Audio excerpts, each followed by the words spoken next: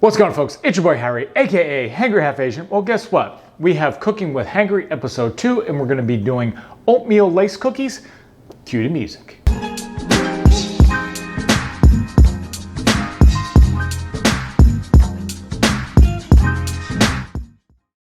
Alright folks, like always, please give me that thumbs up. Please consider subscribing, and if you can, please leave me a comment. Tell me what you like, what you don't like, what you'd like to see in the future, and follow me on Instagram at hangry_half_agent, and on Facebook, hangryhalfasian, all one word.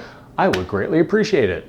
Alright folks, as my intro suggested, we are going to be doing a recipe review, or Cooking with Hangry episode 2. So Carolyn Keechum, or All Day I Dream About Food, or Food Dreamer if you follow her on Instagram, is the queen of keto in my opinion. So today we are going to be reviewing her Keto Oatmeal Lace Cookies from the Ultimate Guide to Keto Baking. See, pretty snazzy book here. Link will be down in the description, $24 on Amazon, and let me tell you folks, it is money well spent. Now these cookies that we're making today are extremely delicate. They pretty much dissolve in your mouth because there's so much fat in them. So to nutrition facts, they'll be right here. Let's see, 138 calories, 13 grams of fat, 2.8 carbs, 1.5 fibers, 2.4 grams of protein per cookie, and let me tell you folks, those are some awesome keto macros. All right, now for the ingredients, they'll be right here. All right, first off, we got unsweetened flaked coconut. We got some sliced almonds. We have brown sugar substitute. This is Swerve. You can use any one that you so choose. Now, the recipe calls for some erythritol, but I'm replacing with monk fruit because I prefer it. Although the recipe does suggest that you use erythritol, so you guys can make up your own mind. I use monk fruit. I think it's fine. A stick of butter. 1 egg. Got some Niller, some vanilla, and then we have some blanched almond flour. We also have baking soda, and we have some salt. Okay, so let's get to baking. So we gotta preheat that oven to 325 degrees, and you need to get a rimmed cookie sheet, which I already got. Now, she suggests that you actually lay down some silicone cooking mat. We're using parchment paper for for this because I somehow misplaced my my silicone mat, but that's okay. This will work just fine. So step 1, we need to get out our food processor and chop up them almonds and coconuts until they're like an oatmeal consistency. All right, so I load them up into my Ninja and let me blend.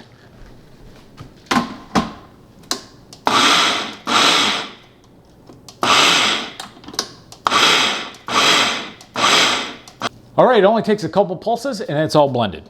All right, in a large bowl, we are gonna beat the butter and the sweeteners for about 2 minutes. So we're gonna plug it into my trusty KitchenAid here.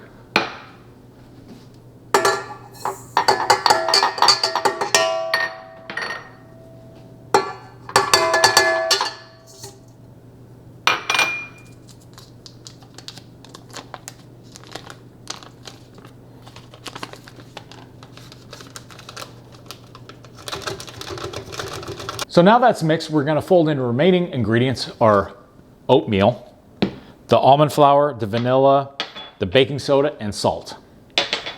All right, now that all our ingredients are mixed, oh yeah, by the way, I forgot to add the egg, so don't forget to add that.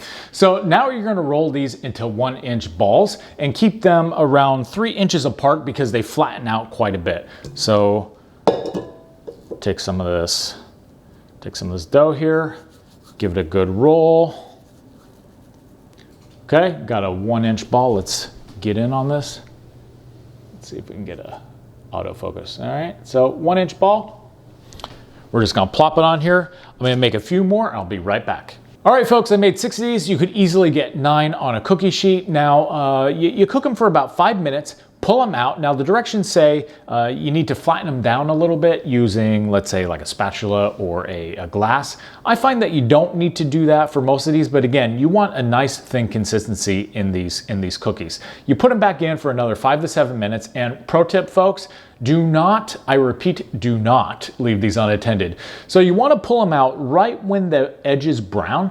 If you do not, I'm telling you, they're going to overcook and they're going to taste like crap. So you've been warned.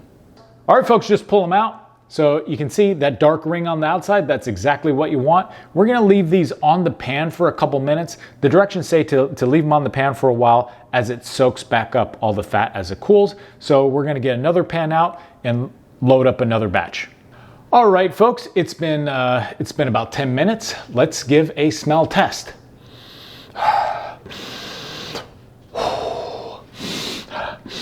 Wow, that smells so good.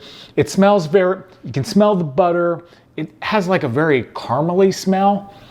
You can smell a little hint of the coconut. Oh man. All right, so visual test.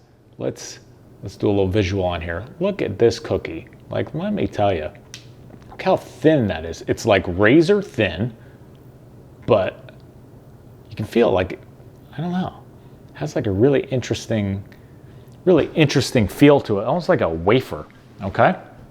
Now, taste test.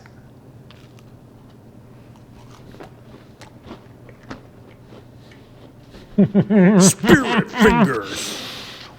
Oh my God. Oh my gosh.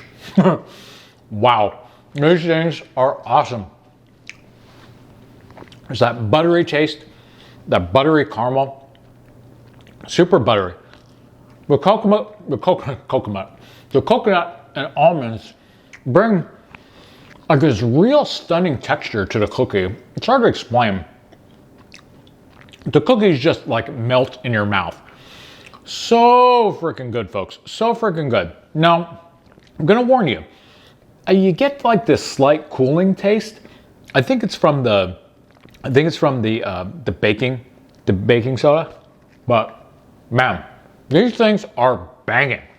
Folks, I'm telling you, you need to make these right now. Go pick up yourself this book, Ultimate Guide. Yeah, right side up. Ultimate Guide to Keto Baking. Link will be down in the description. You will not be disappointed, I assure you, folks. In terms of score, I'm not gonna lie. 5 Hangry Half-Asians out of 5, all day, every day. Man, I could eat this whole batch. So good. So folks, like always, please give me that thumbs up. Please consider subscribing, and I will catch you on the next one.